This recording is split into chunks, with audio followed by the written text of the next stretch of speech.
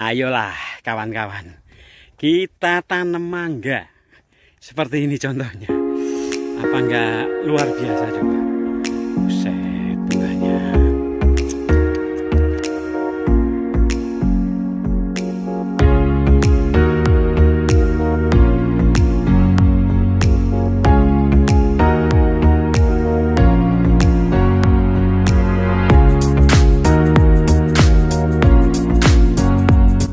Oke, selamat siang sahabat hortikultura. Nah, kali ini kita berkunjung di kebun mangga UHDP di Situbolang, miliknya Pak Haji Urip ya. Ini kebetulan kita bareng kawan-kawan kita dari dinas ya, dari Balitbu Solok. Nah, ini kita nanti coba kita sharing ya, seperti apa. Kebetulan ini ada Bu Sri, beliau yang teknik budidaya. Ini saya nanti mau tanya banyak tentang mangga, penanaman mangga dengan sistem UHDP.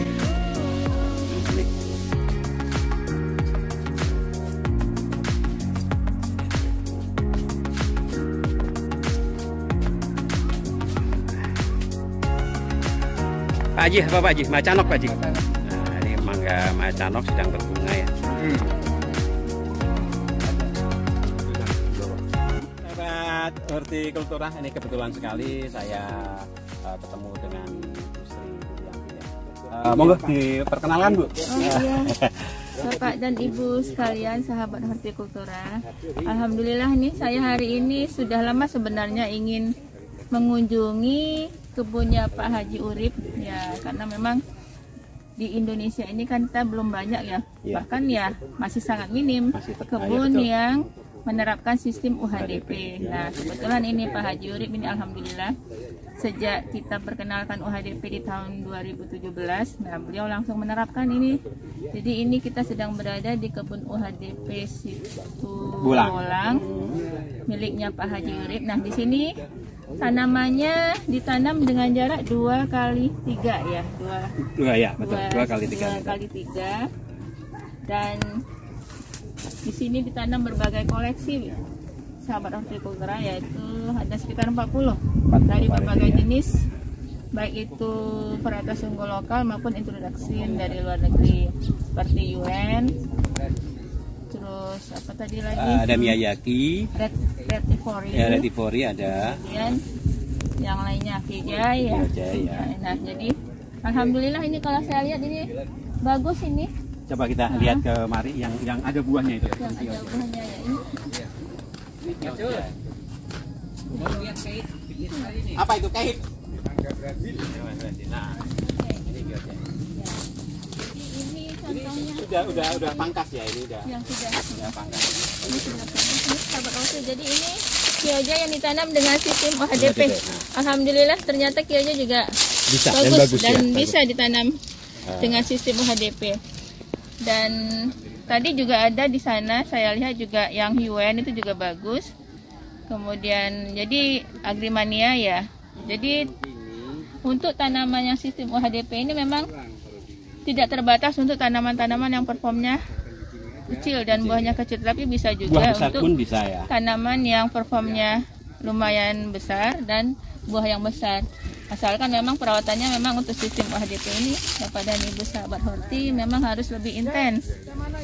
Ya, jadi termasuk dia pupuknya, airnya. Jadi biasanya kita untuk efisiensi lahan, efisiensi tenaga kita menggunakan sistem vertigasi sebaiknya untuk sistem pertanaman UHDP sahabat horti.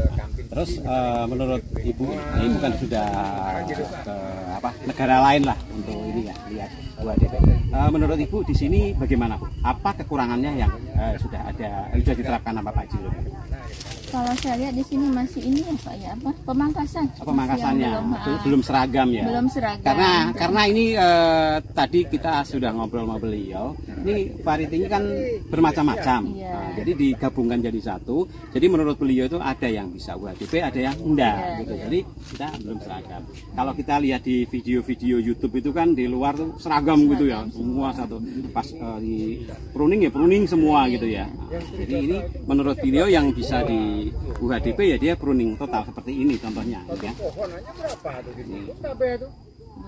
Tapi saya yakin Pak Jul ya bahwa walaupun yang mungkin saat ini menurut beliau belum bisa, tapi mungkin kita akan coba seperti yang di sana tadi saya lihat kan ada Agrimania yang memang kata beliau kan masih belum memungkinkan. Saya sepertinya tidak cocok untuk UHDP. Tapi kalau saya pikir kalau yang sudah di pruning yang sebelah sana itu di pangkas agak ke dalamnya itu kan belum ini ya, matahari belum masuk secara proporsional. Mungkin insya Allah mudah-mudahan bisa ya, gitu. bisa Karena saya yakin pasti karena bisa. saya lihat di luar itu apapun walau dia yang sangat besar sekalipun buahnya performa tanamannya besar itu bisa dengan sistem itu.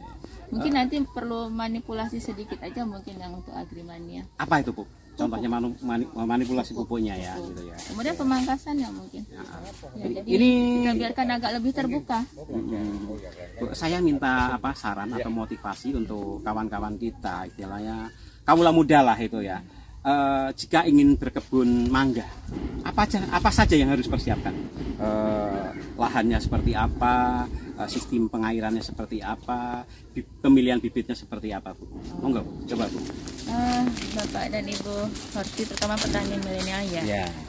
Kalau kita ingin membuka lahan mangga terutama untuk skala luas, yang awal-awal harus dipersiapkan adalah pengairan. Ya, itu terutama kalau di lahan-lahan yang memang pengairannya itu agak sulit. Ya, jadi karena memang kalau di awal ini meskipun ini tanaman yang tahan air ya termasuk ya, tetapi kalau di awal kita membuka lahan itu yang harus dipertimbangkan adalah pengairannya. Iya, betul. Iya, di samping memang ini kondisi lahannya. Betul. Karena memang kita ketahui kan mangga ini kan dia menginginkan yang iklim kering ya. Nah, jadi kita lihat itu juga kondisi iklim di mana lokasi kebun yang akan kita tanam, kemudian memang kondisi tanahnya juga. Tapi yang paling penting itu tadi, kalau di daerah iklim memang kan keterbatasan air itu yang menjadi masalah. Maka itu yang paling pertama juga harus kita persiapkan pengairannya. Jadi intinya mangga itu emang tidak rakus dengan air, tapi butuh air ya. Terutama pada saat pertama kita tanam. Tetapi kalau sudah sekitar sebulan itu dia sudah agak udah itu adaptasi ya. Betul. Terus kedua Bu, pemilihan varietas. Pemilihan varietas. Nah jadi sekarang tuh saya mendengar banyak di petani itu komplain ya. Jadi mereka beli inginnya varietas, misalnya ingin varietas yang ini, tapi ternyata setelah berbuah itu varietasnya yang di luar harapan. Jadi saya kalau boleh sarankan, jadi kalau memang kalau kita ingin menanam apalagi untuk yang skala luas tolong betul-betul diperhatikan mengenai benih. Apalagi menanam skala luas itu kita kan long term ya, panjang. Jadi kita kalau bisa itu cari pembibit. Kalau untuk mangga-mangga introduksi kan emang agak jarang ya, yang berlabel-label itu belum ada ya. Cari pembibit yang punya pohon induk langsung. Nah, di situ itu salah satu caranya. Salah satu caranya supaya kita dapat bibit yang valid. Benar-benar gitu valid ya. Kalau yang benih-benih unggul yang produksi kita itu insya Allah kalau kita mau cari yang valid tentu saja di kafe kita ada betul. Langsung ke Balitmu aja lah ada. Balitmu ada. Tapi kalau yang memang dari luar memang agak sulit. Jadi kita mesti cari yang memang petani yang memang sudah Nah, contoh mudahnya aja itu harum manis itu. Itu banyak sekali macamnya. Kalau sudah beli di pinggir jalan. Sekarang kita tanam ternyata ada yang enggak manis. Ada yang buahnya besar, ada yang buahnya kecil. Ada yang ujungnya lonjong, ada yang ujungnya runcing, ada yang bulat. Nah, makanya kalau untuk skala kebun kita kan harus seragam. Nah, itu penting sekali untuk pemilihan bibit yang paling jelas. Kalau bisa benihnya bersertifikat. Lebih bagus lagi. Itu sudah insya Allah pasti dijamin lah. Ya. Jadi kita nggak akan kecewa nanti ke depannya.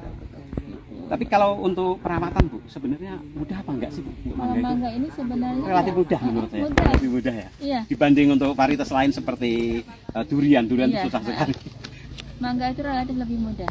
Jadi kita ya itu tadi sebenarnya di awal aja dia yang agak ribet ya. Jadi butuh air karena memang ya semua tanaman sih butuh kalau air. di awal karena ini kan masih masa adaptasi dan perakarannya kan juga belum banyak gitu. Jadi itu yang harus kita perhatikan kalau di mangga. Kalau pupuk sih biasa ya. ya kalau di mangga. Kalau masalah pupuk bisa lah nanti saya Bisa. terangkan lah. Ya. Jadi gini sahabat, kalau saya lihat itu anak-anak muda itu sekarang malah kebanyakan itu tanamnya durian semua kebanyakan, dan ada apokat. Ini mangga ini variety yang kurang begitu dilirik, padahal pangsa pasarnya luas sekali. Kita lihat aja, hampir semua orang itu doyan mangga, suka mangga. Dari anak bayi juga mungkin waktu masih bayi kan juga tapi dalam bentuk jus atau betul. Gitu. Sebenarnya kalau kita tanam mangga terus kita tentukan dulu varietas apa yang kita mau, kita tampilannya bagus, dikemas bagus, kita masuk ke toko-toko buah yang besar, itu pasti luar biasa pasti jadinya. Jadi jangan terlalu mengikuti arus. Istilahnya orang tanam pepaya, ikut pepaya semua. Orang tanam durian, ikut durian semua. Apukat semua. Cobalah tanam mangga. Ini adalah peluang yang sangat bagus menurut saya. Betul nggak Bu ya? Betul.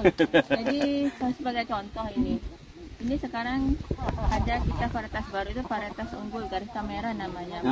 Jadi itu potensinya juga luar biasa. Jadi yang sekarang mengembangkan Garista merah sejak kita lepas itu yang masih eksis pengembangannya itu ada di Situbondo sekarang ini. Nah itu permintaan pasarnya luar biasa. Tetapi karena belum banyak yang mengembangkan, karena memang waktu itu kan begitu itu kita lepas, itu kan kita sebar benih itu secara free. Nah yang eksis itu hanya Situbondo dan jumlahnya juga tidak banyak. Sebenarnya Garista merah itu sudah lumayan banyak menyebar di bantuan-bantuan itu dari dinas itu banyak menyebar di masyarakat itu banyak, di daerah saya juga sudah banyak banget, di daerah Katang itu juga sudah banyak. Terus saya sebenarnya berharap itu Balitbu itu keluari varietas baru. Harum manis tapi warnanya merah gitu Bu. Sudah. Nah itu Bu yang kita harapkan. Sudah. Apa itu Bu? Denarum agrihorti. Denarum agrihorti. Sudah dilepas belum Bu? Sudah dilepas. Cuma memang belum kita sebar banyak di provinsi karena memang ya itu tadi benihnya masih belum ini. Tapi insya Allah arum merah Denarum. Harum manis yang berwarna merah itu sudah ada. Denarum agrihorti. Bu, minta tolong karena saya sendiri belum icip ya, belum merasa. Bisa dikasih deskripsi rasanya seperti apa Bu? Sedikit aja Bu, biar kawan-kawan kita ini nggak penasaran. Bapak dan Ibu sahabat horti, itu kita pada tahun 2019 sudah launching satu varietas namanya Denarum agrihorti. Itu merupakan hasil silangan dari Haden dengan harum manis. Iya, makanya kita sebut Denarum. Haden dan harum manis. Jadi yang diambil tuh harum manis dari rasanya. Iya, rasanya rasa harum manis. Hadennya itu dari warnanya. Merahnya. Ya, jadi alhamdulillah teman-teman pemulihan kita sudah berhasil. Dan ini ternyata lebih genjah dibanding harum manis. Jadi kalau kita ketahui kan harum manis selama ini kan fruit setnya rendah ya. Nah ini ternyata fruit setnya cukup tinggi. Berarti produktivitas otomatis cukup tinggi. Lebih tinggi ya. Dan dia istilahnya lebih kebal terhadap hujan. Gitu ya. Terhadap serangan hujan. Jadi mungkin boleh nanti Bapak dan Ibu sahabat horti mungkin bisa main-main ke kebun kita di Cukur Gondang untuk mendapatkan benihnya. Berarti bisa ya kita teman-teman kita yang mau istilah mendapatkan bibitnya langsung ke Cukur Gondang. Dan perlu diketahui memang rasanya benar pas seperti harum manis. Kalau dari kemarin itu kan ada Agri Gardina yang 45 salah ya? Agri Gardina 45. Nah, itu kalau rasa saya udah oke banget. Itu rasa-rasa harum manis Pak Jo. Cuma sayang nih buahnya kecil-kecil ya. Jadi itu cocok untuk tanaman hias, tabu lampot itu cocok. Tapi kalau untuk istilahnya komersil saya bilang ya agak kurang lah, walaupun rasanya enak ya. Ini saya punya harapan besar untuk yang tadi Denarum agrihorti. Itu memang peluang kita di masa depan. Selain tadi yang saya sebut garis kamera. Memang itu masing-masing provinsi kan berbeda-beda ya, masing-masing lokasi. Jadi punya pasar tersendiri masing-masing. Jadi kalau sebagai contoh, kalau di Pasuruan kan Arum Manis yang ikonnya. Iya, betul. Nah, jadi kalau di sini di Cirebon, Indramayu, Majalengka kan Gedong Gincu, Gedong Gincu, ya. Nah, itu kalau di Situbondo, insya Allah garis kamera itu yang mempunyai pasar yang tertinggi di sana. Jadi masing-masing daerah itu punya ini sendiri. Bu, menurut Ibu ya, sistem tanam konvensional sama UHDP, mana yang lebih menguntungkan? Kalau saya UHDP. UHDP ya. Walaupun satu pohon produktivitasnya rendah, tapi dihitung perluasan. Nah, jadi pohonnya itu banyak ya. Iya. Jadi hasilnya lebih banyak. Terus satu lagi Bu, untuk usia produktifnya gimana Bu? Untuk UHDP sama yang konvensional? Sebenarnya kalau yang saya lihat di luar itu ya Pak Zul ya, kan saya alhamdulillah sempat mengunjungi beberapa kebun yang menerapkan UHDP ini, terutama di beberapa negara top produsen seperti India dan Cina ya. Itu kan top produsen tuh, nomor 1 dan nomor 2 kan peringkat dunia penghasil dan pengekspor ini. Ya, kita tuh sebenarnya peringkat 5, tetapi tidak masuk dalam 10 besar. Tetapi kedua negara tuh alhamdulillah saya lihat cukup. Saya sangat appreciate dengan mereka itu. Jadi di sana itu mereka menggunakan sistem UHDP untuk semua pertanaman mangga yang skala luas. Nah, jadi memang sih logikanya memang kalau UHDP ini satu tanaman memang dia produksinya sedikit. Tetapi kalau kita hitung perluasan area itu berdasarkan penelitian teman-teman yang di sana, dan memang sudah bisa dibuktikan itu sampai 4 sampai 5 kali lipat nanti dari produksi yang hasilnya konvensional. Berarti nah, sangat itu juga bisa produktif bertahun-tahun. Kenapa? Karena kalau di sana itu mereka istilahnya berani ya. Jadi begitu tanaman kita itu usianya 8 tahun, mereka TW. Jadi di sana itu rata-rata tanaman UHDP-nya itu eksis karena juga mereka meremajakan. Ya, 8 tahun langsung di TW disambung lagi. Top working dengan varietas yang mereka inginkan. Kalau mereka mau ingin ganti yang lain, jadi itu memperpendek usia tanam ya. Jadi harusnya kita tanam 2 tahun baru bisa dibuahkan. Itu mungkin setahun lah sudah bisa berbuah lagi. Dengan varietas yang baru yang kita inginkan. Dan betul di TW habis begitu mereka itu. Jadi setiap sudah sudah agak rimbun, TW ganti varietas yang lain kalau memang mereka ingin ganti seperti itu. Jadi memang bisa sampai puluhan tahun juga. Jadi UHDP itu tidak membatasi usia produktif dari tanaman mangga seperti layaknya yang tanaman konvensional. Saya sudah paham sekali. Satu lagi nih saya tanya Bu. Yang pertama tadi pengairannya kita sudah siapkan. Yang kedua varietasnya harus valid. Yang ketiga Bu, jarak tanamnya yang ideal itu berapa Bu? Selama Ibu amati di negara tetangga Bu? Sebenarnya kalau di sana yang pada umumnya itu 2 kali 2,5. 2 kali 2,5, pendek sekali Bu ya? Dekat sekali. Tapi saya pernah mengunjungi kebun yang jarak tanamnya cuma 1 kali 2. Waduh, itu lebih banyak. Lebih ekstrim. Benar-benar. Tapi alhamdulillah hasilnya bagus juga. Tapi memang di sana semuanya sudah terakomodir ya untuk induk budidaya. Memang sudah mengikuti SOP benar-benar. Jadi saya yakin di sana bisa, kenapa kita tidak gitu. Padahal kan iklim kan lebih bagus di kita, penyinaran matahari sepanjang tahun seperti itu. Kalau di sana kan tidak, karena mereka 4 musim. Nah, itu logikanya kita mestinya bisa juga. Lebih bagus malah sih. Lebih bagus malah hasilnya. Cuma yang jadi kendala kita sarana dan prasarana dan tenaga ahlinya ya. Oke sahabat, mudah-mudahan ini memberi secercah harapan lah bagi kaum muda yang ingin berkebun mangga khususnya. Ini kita kebetulan sekali pas ketemu sama Bu Sri Julianti.